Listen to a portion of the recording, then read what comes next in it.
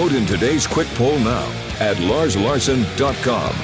Welcome back to the Lars Larson Show on a First Amendment Friday night. Glad to get your calls at 866-439-5277. Tim Schmidt joins us now, the president of the United States Concealed Carry Association. Tim, how are you doing?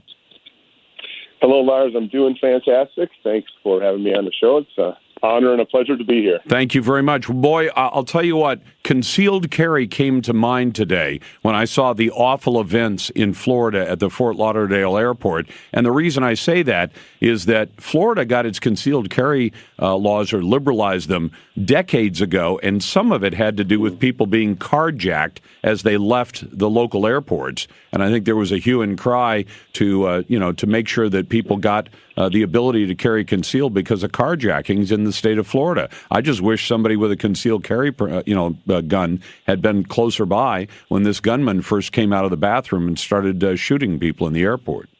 Yeah. Oh my goodness! My heart goes out to the victims and the families of the victims. But you're right, Lars. I mean, according to the accounts of the event, the gunman literally had time to stand there and reload while no one was there to defend themselves. It was, and hopefully this does turn into a situation that kind of wakes people up and makes them realize that, at the end of the day, they're their own first line of defense, and it's something that I feel so strongly about. I've dedicated my life to helping people realize that God help you if you're in that situation. When seconds count, the police are unfortunately minutes away.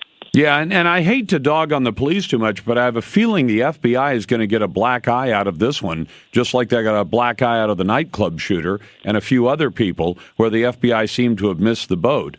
Because in this case, now we're hearing that the gunman had walked into the FBI offices in Anchorage, Alaska, a couple of months ago, and he was talking crazy because he said the government was forcing him to watch ISIS videos. But you'd think for all the other people who accidentally get put on the no-fly list, if a guy walks into the FBI offices and says, a government agency is forcing me to watch ISIS videos, I would think that would qualify you for the no-fly list. Yeah, exactly, Lars.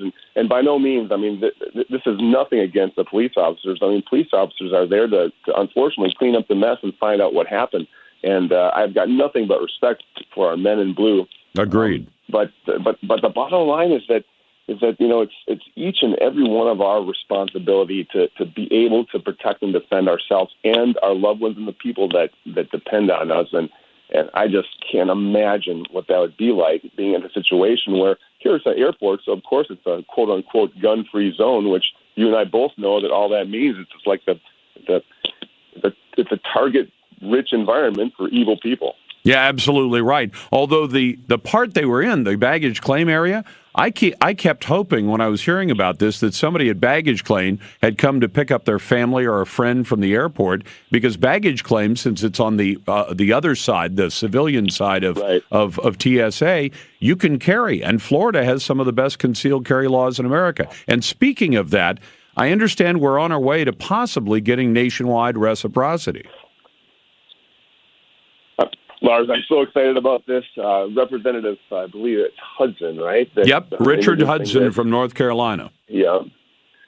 So he's got a great bill. I have to admit, it's actually a very, very good bill. Hopefully it's not too aggressive, but he's going to essentially make it so that you don't have to worry when you're traveling across the country, or even sometimes to your neighboring state, whether or not your concealed carry permit is honored in that state. I live on the border of, or not live on the border, but I live right next to Illinois, and as you and I both know, Illinois is horrible state for freedom, and quite frankly, I don't drive through there. It's dangerous, isn't it? And all around Illinois, there are other states, great states like Indiana, that have fairly decent laws. You know what I wonder about, though, Tim? I would be thrilled to have nationwide concealed carry where they recognize all of the various permits that are issued in other states. I live in Washington State. Mm-hmm. I have a permit from Washington State. I have one from Oregon. Those two states don't offer reciprocity to too many other states. But then I have an Arizona permit that gives me to, I think, 30 other states, and a Utah permit will do the same kind of thing. What do you suppose the crazy folks in California are going to do if the Congress says everybody else's concealed carry permit now works in California? Because, you know, I was down there visiting some nice folks when I was doing the broadcast from Chico, California, and I ran into the local sheriff from Butte County, and I said, "Well, I've thought about getting a permit, for your state, but I understand that there are some really onerous restrictions on people from out of state." And he said, "Oh, Lars, it's worse than that." I said, "What do you mean? How can it be worse than it is already?" He said, "If you live out of state, you can't get a California permit." Apparently, the folks down in Sacramento said, "We're going to tighten it up to where out-of-staters can't have a permit at all."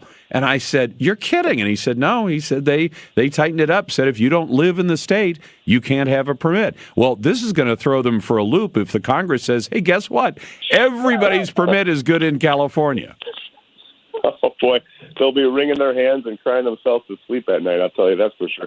And, I mean, your story is just a perfect example of how, here you are, arguably one of the most responsibly armed citizens that we have in the country, and there's tens, if not hundreds or millions of people just like you that jump through hoops. You've got multiple state permits. You have to be on pins and needles whenever you're traveling, and of course, you and I both know that the criminal element in our society, they don't give a rip about guns. I mean, quite frankly, the criminals already have, national concealed carry records because they can go wherever they want because Yep. they just do anyway. No, you're absolutely right. And the funny thing is when you begin to compare it to driver's licenses, and one day I brought that argument up and I said, "Hey, shouldn't it be like a driver's license? Because I don't have to sit down and check and see, is my Washington State driver's license good in Illinois or Iowa or Indiana?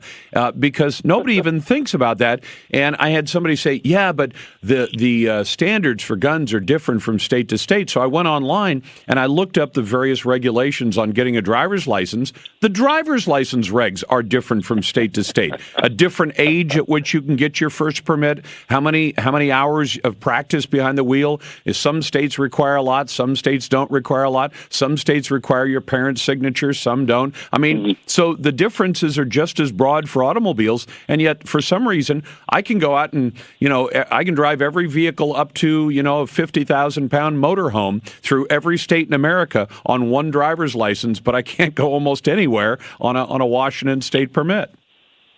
It's absolutely crazy. And, a lot of the left will say, well, this is much ado about nothing. Everything's working fine. But let me tell you a quick story about one of our customers. One of my members lives in Pennsylvania. He's a construction worker. He was traveling. All of a sudden there was a detour.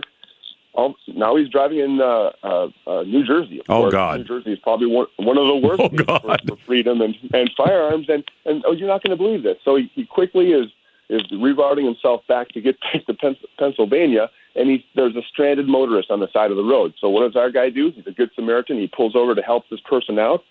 As he's pulling over, he gets out of the truck. Somebody runs into his car. Uh-oh. Now the police show up. They see his gun, and they take him away to jail. I mean, it's absolutely crazy. Well, listen, keep up the good work at the United States Concealed Carry Association. And as this bill heads toward the committees and all the votes and everything else, I want to make sure that Americans will pick up the phone, call their members of Congress, and we'll get this thing pushed through because we know that Donald Trump will sign it because he's already said he's in favor of nationwide reciprocity. And have a happy new year, all right? Thank you, Lars. Take care and stay safe, my friend. Tim, thanks very much. Well, here we are, 2 weeks away from a brand new